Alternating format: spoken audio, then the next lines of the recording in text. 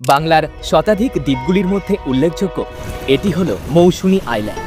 প্রচলিত মোষ আনি থেকে নামাঙ্কিত এই দ্বীপটি দিগন্ত বিস্তৃত নীল সমুদ্র এবং নির্জনতায় ঘেরা যেন প্রকৃতির এক অদ্ভুত উপহার। বিগত কিছু বছরে জনপ্রিয়তার শীর্ষে পৌঁছানো এই স্থানে কলকাতা থেকে মাত্র একদিনের ছুটিতে ঘুরেও আসা যায় সহজে। তাই ধর্মতলা থেকে বাসে কিংবা আমার মতোই শিয়ালদহ থেকে লোকাল ট্রেনে করে নামখানা পৌঁছে সেখান থেকে রিজার্ভে অটো বা টোটো বুক করে নৌকা পার হয়ে পৌঁছাতে পারেন গন্তব্যে। আমরা ছিলাম এই সি স্কাই ডিউলাক্স রিসর্টে। ওনারা ওয়েলকাম ড্রিঙ্কস হিসেবে প্রোভাইড করেছিলেন ডাবের জল।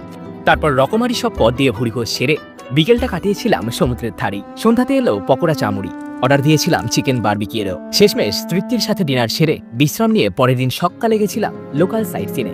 এরপর ব্রেকফাস্ট সেরে অবশেষে সমুদ্র স্নান। আর এই পুরো অভিজ্ঞতাটি আমাদের প্যাকেজের মধ্যেই ইনক্লুডেড ছিল। তবে বিস্তারিত জানতে আমার এই সম্পূর্ণ ভিডিওটি চেক করতে পারেন। আপনার সাথে ওখানেই দেখা হচ্ছে। টাটা।